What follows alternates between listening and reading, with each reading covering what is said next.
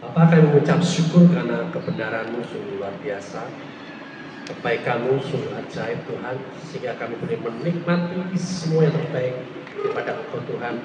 Dan hari ini kami merayakan itu semua Tuhan. Kami mau belajar daripada Engkau Tuhan, segala sesuatu tentang Engkau Tuhan itu yang mau kami ketahui, sehingga itu yang membuat kami, kehidupan kami mencerminkan kehidupan itu. Mari Roh Kudus supaya mengajar kami hari ini.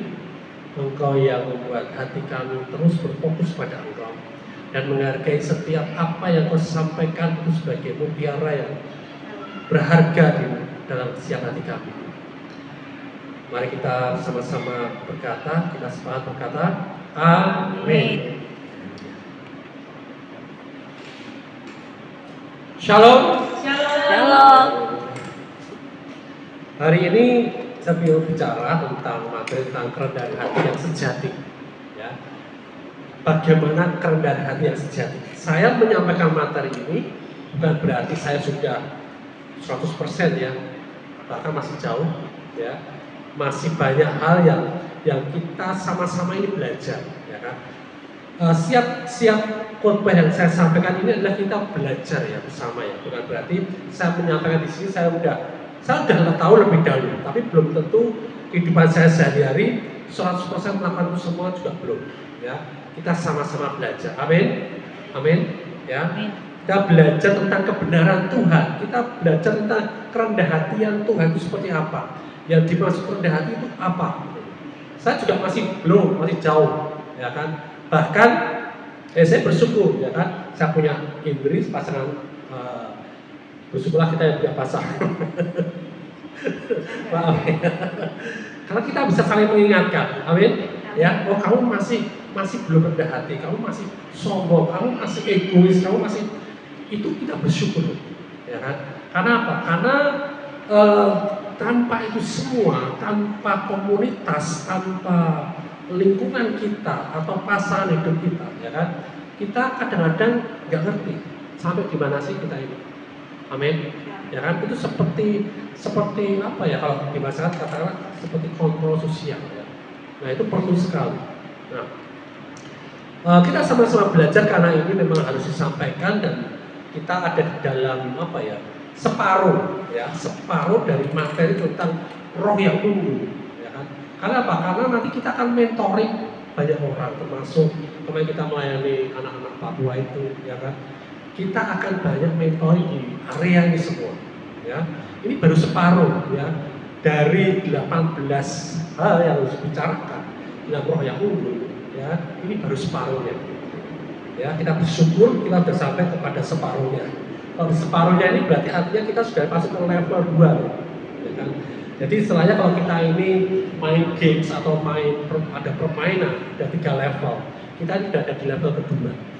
Di level kedua ini kita harus sudah bisa mengajar di level pertama, ya. Di ke depan ini kita akan melayani banyak camp, ya, youth camp, bahkan mungkin juga old camp, ya. Jadi orang-orang yang sudah mau pensiun itu juga mereka juga perlu mengetahui roh yang unggul, ya, supaya mereka tidak bingung, supaya mereka nggak putus asa, supaya mereka nggak kehilangan harapan walaupun mereka sudah sepuh, ya. Nah, ayatnya di Yakobus 4 ayat 6 kata seperti ini. Yakobus 4 ayat 6, ya. Allah menentang orang yang congkak, tetapi mengasihani orang yang rendah hati. Amin. Nah, banyak hal yang kita keseharian kita nggak mungkin kita lakukan sendiri.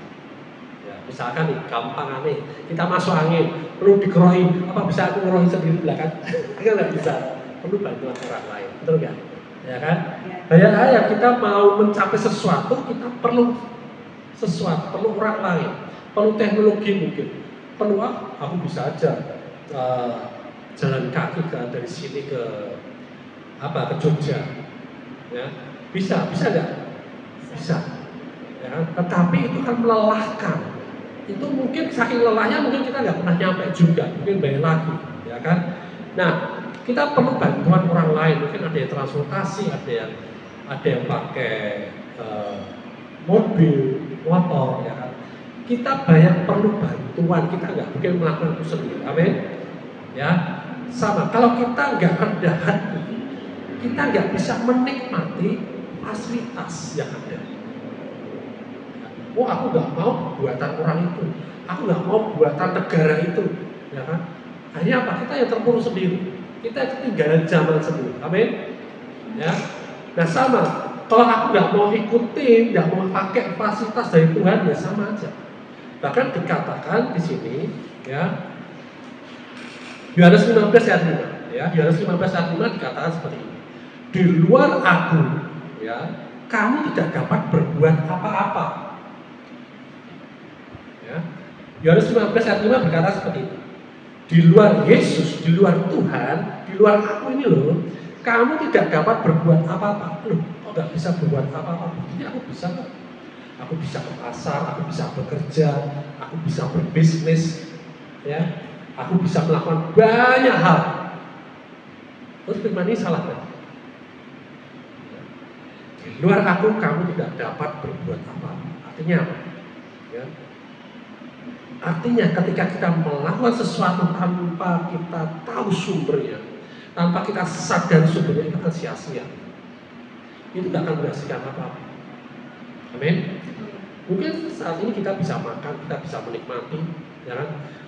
Tetapi kalau kita nggak sadar itu semua, ya, itu nggak akan bisa maksimal. Ya. Di luar aku, kamu tidak dapat berbuat apa-apa. Ya, banyak orang salah tentang kerendahan hati, berpikir salah ya. Banyak orang berpikir kerendahan hati itu artinya apa? Tidak percaya diri, tidak pede. Ya. Terus kemudian merendahkan diri sendiri. Oh, aku ini cuma lulusan SD aja nggak lulus. Aku ini nggak pernah sekolah. Apa misalkan teologi ya kan? Dulu saya juga sempat, ya, minder di situ, ya kan? Sedangkan teman-teman saya sampai S3, sampai doktor, ya. Nah, akhirnya apa? Kalau aku mengingat itu, aku ada di area pikiran seperti itu, ya udah, aku nggak ngapa-ngapain. Ya. Kemudian apa? Mungkin kita menolak pujian dengan berlebihan. Oh, jangan bukan aku kok. Ya.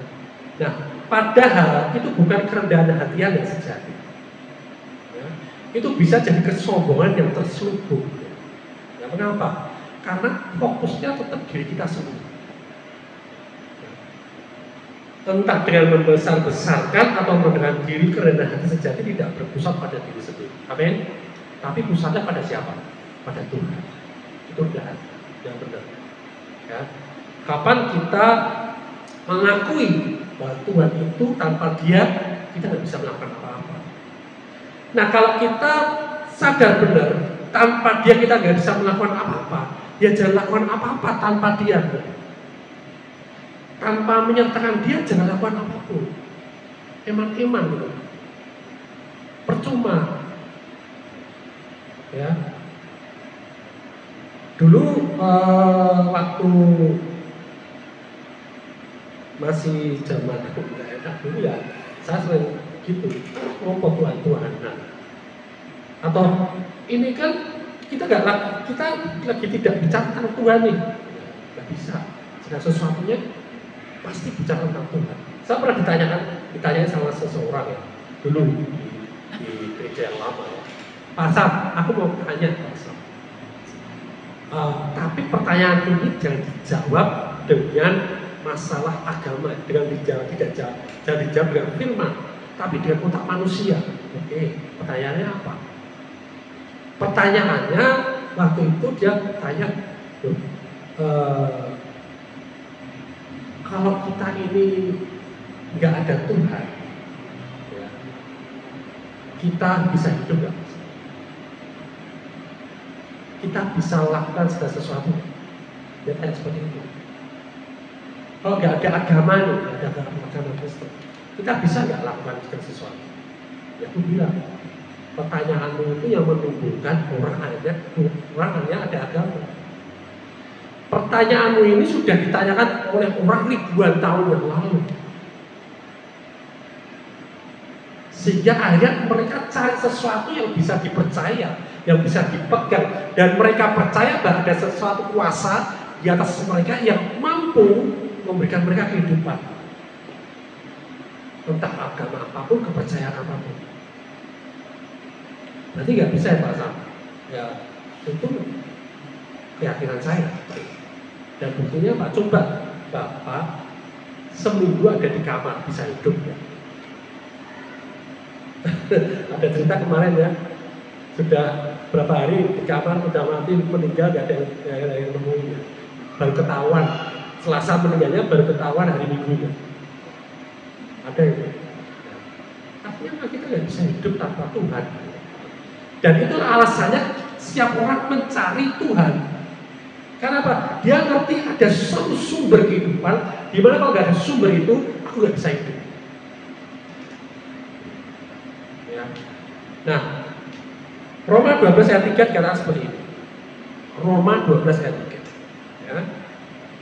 Janganlah kamu memikirkan hal-hal yang lebih tinggi daripada yang patut kamu pikirkan. Janganlah kamu memikirkan hal-hal yang lebih tinggi daripada yang patut kamu pikirkan. Kerendahan hati bukan berpikir tentang rendah, berpikir rendah tentang diri kita, tapi berpikir benar tentang diri kita. Yang patut itu artinya gini, berpikir benar, bukan kita merendahkan diri kita atau meninggikan diri kita, tapi kita berpikir tentang yang benar. Itu rendah. Mengakui bahwa semua yang baik itu datangnya dari Tuhan. Mau bakat, mau kemampuan, potensi, mau keberhasilan kita, itu ada benar. Bukan hasil usaha. Amin. Amin. Ya. Kita hanya menjalankan tok, bro. Kita hanya hidup di dalamnya. Begitu juga keselamatan. Banyak orang yang masih berusaha untuk bisa selamat, padahal dia tidak terima Tuhan Yesus juru selamat. Tuhan datang ke dia, masuk dalam hidupnya dan memberikan roh yang baru sehingga dia menerima jaminan keselamatan. Tapi setelah itu dia berpikir, sok berurutok sih. Nah itu ya repot. Ya. Sok gampang banget, iso selamat menggur ngomong, aku percaya loh, nggak cuma bicara, tapi dengan hati yang percaya. Dan itu diakui dengan mulut kita. Selebihnya itu karya siapa? Roh Kudus. Selebihnya itu karya Roh Kudus yang membuat kita menjadi ciptaan baru. Amin. Amin. Ya. Yakobus 1 ayat 17. Yakobus 1 ayat 17. Setiap pemberian yang baik datangnya dari atas. Setiap pemberian yang baik. Kalau yang nggak baik dari bawah. Ya, bukan dari atas, bukan dari Tuhan. Ya. Nah, kesombongan itu apa? Kesombongan itu percaya diri sendiri, bukan percaya Tuhan. Percaya bahwa dirinya mampu, percaya bahwa dirinya itu oke, ya kan? Percaya bahwa dirinya tanpa siapapun bisa. Atau sebaliknya, percaya bahwa dirinya tidak mampu, atau percaya bahwa dirinya itu bukan apa-apa, percaya bahwa dirinya itu nothing. Itu juga sombongan. Kenapa? Fokusnya pada diri sendiri. Saya bilang aku bisa sendiri, aku kuat, aku gak butuh Tuhan, ya kan? Ya. Ingat, Tuhan menentang kesombongan, firman tadi katakan. Menentang kesombongan itu bukan dia menentang orangnya, gitu. Ya, jangan salah persepsi ya. Bukan karena ia ingin menunjukkan kita, tapi karena kesombongan itu menutup pintu kasih karunia dia. Dia benci yang sombong, orang sombong itu dia benci apa? Benci dengan kesombongannya, karena apa? Karena orang yang sombong, rendah diri, itu gak bisa menikmati kasihnya, gitu. Karena apa? Dia ingin anak kita semua itu menikmati semua apa yang dia sediakan. Amin. Amin. Jadi kerendahan hati itu seperti memegang tangan Tuhan dalam setiap langkah. Saya pernah kasih ilustrasi ya, mungkin Jadi kita masih ingat, ya kan? Ilustrasi seorang anak diminta gambar seekor bebek, ya. Dikasih contoh itu di papan tulis, nggak dikasih contoh dulu. Coba kamu gambar bebek, seperti yang aku bayangkan, dia gambar ya. Sama nggak yang dia gambar dengan saya bayangkan? Iya sama, pasti beda jauh. Ya. Kemudian saya gambar bebek, ya kan, di papan tulis. Coba gambar seperti ini. Bisa sama nggak? Nggak bisa. Kalau ditanya plak pasti beda. Mirip ya? Mirip kan? Tapi ketika saya pegang tangannya dan presinya, yuk kita gambar bareng-bareng. Persis nggak? Nah itu Tuhan mau seperti itu. Kita nempel sama dia. Kita ngerti sumbernya. Kita berjalan dengan sumbernya, sang pemberi itu. Yang memberikan kita kekuatan, yang memberikan kita kedamaian, yang memberikan kita sukacita, yang memberikan kita keberhasilan, yang memberikan kita hikmat, pewahyuan. Amin. Amin. Ya. Akulah jalan kebenaran hidup, namun dia juga berkata semua yang dia lakukan berasal dari Bapa. Itu contoh kerendahan hati yang Tuhan Yesus contohkan. Ya. Yesus menunjukkan bahwa kerendahan hati bukan menyangkal identitasnya, tapi mengakui sumbernya. Ya. Nah, ketika Yesus membasuh kaki murid-muridnya, ya, Yohanes 13, dia tahu dia adalah Tuhan. Ya. Tapi ia memilih melayani. Jadi kerendahan hati itu bukan berarti tidak tahu siapa diri kita. Yesus tahu siapa dia. Tapi dia mau identitas dirinya dia itu dia pakai untuk melayani. Itu dia contohkan. Ya. Kerendahan hati itu kita ngerti siapa kita, ya, identitas diri kita yang baru siapa, ciptaan baru itu seperti apa. Nah itu kita gunakan untuk kita melayani, untuk kita bekerja, untuk kita berbisnis, untuk kita melayani orang. Kenapa? Kita ngerti ada sesuatu yang besar, potensi yang besar, hikmat, pewahyuan dalam hidup kita yang membuat kita ini mampu lakukan itu semua. Amin. Ya. Seperti misalkan tadi ketika kita jalan dari Semarang ke Jogja, mau jalan ya awal-awal. Tapi kalau kita ada motor, pede nggak? Langsung. Ya, bangun aja, langsung makan, ya kan? Nah, seperti itu, pede. Tapi kalau jalan, pede nggak? Ya, kan? Mikir aja ada kamu ya. Ya. Nah,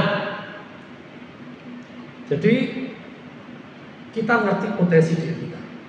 Tapi kalau kita hanya sampai di situ toh, akhirnya kalau kita sombong dan nggak lakukan apa-apa. Kita ngerti kekurangan hidup kita, tahu, ya kan?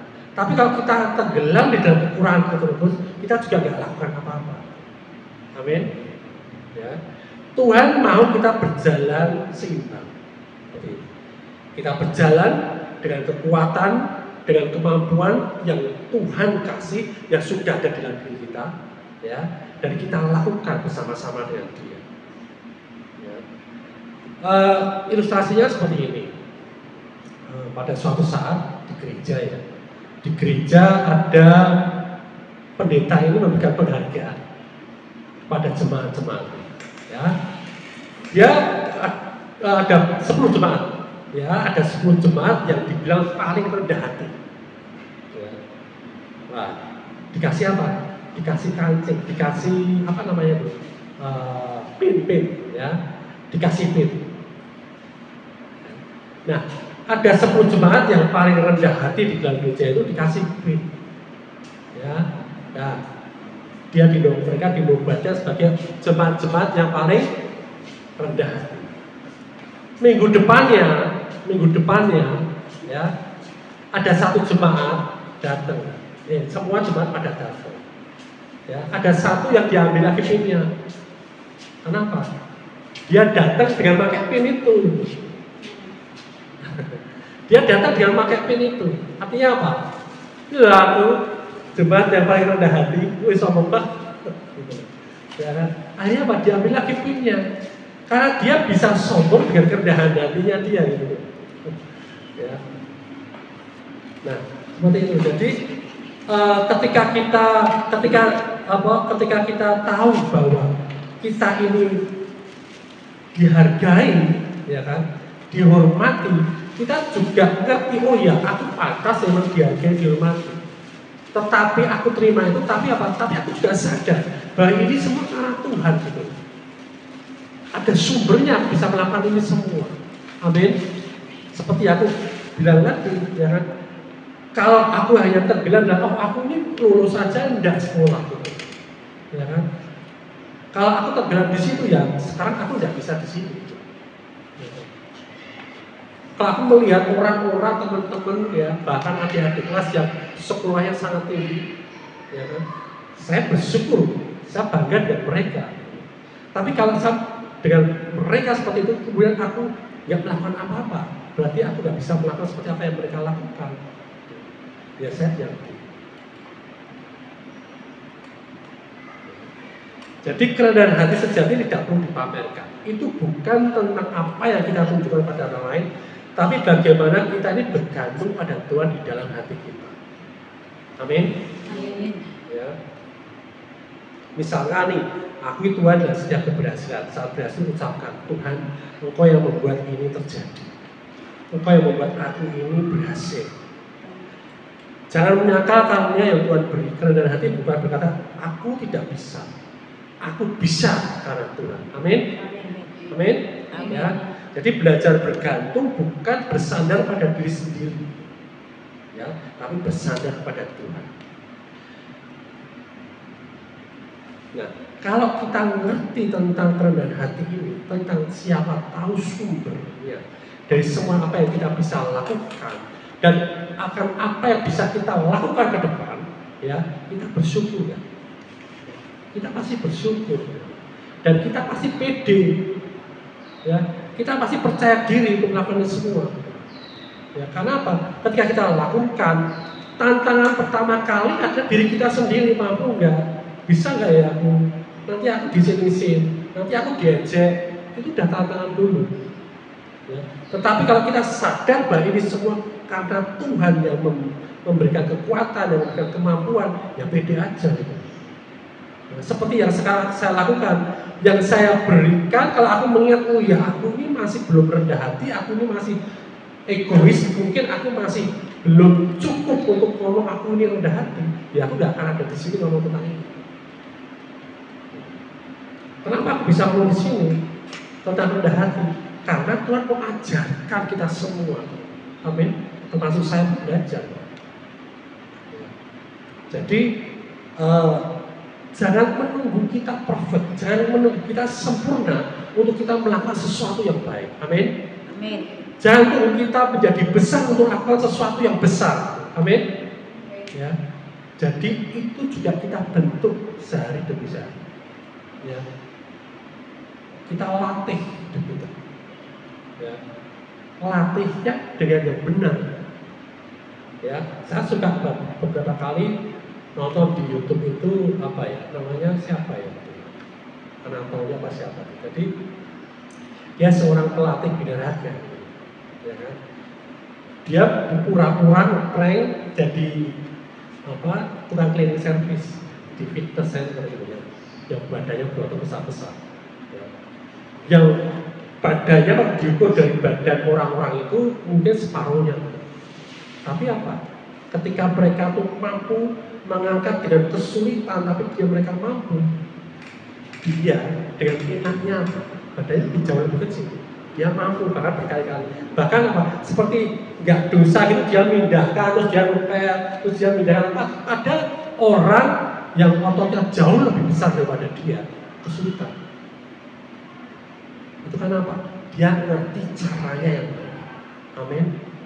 Ya. Iman kita ini seperti otot, harus kita latih tiap hari. Kita harus berlatih tiap hari. Tidak bisa langsung kuat. Amin. Ya. Itu kita mau rendah hati, mau belajar, mau dipimpin, ya, mau bergantung pada Tuhan. Amin. Amin.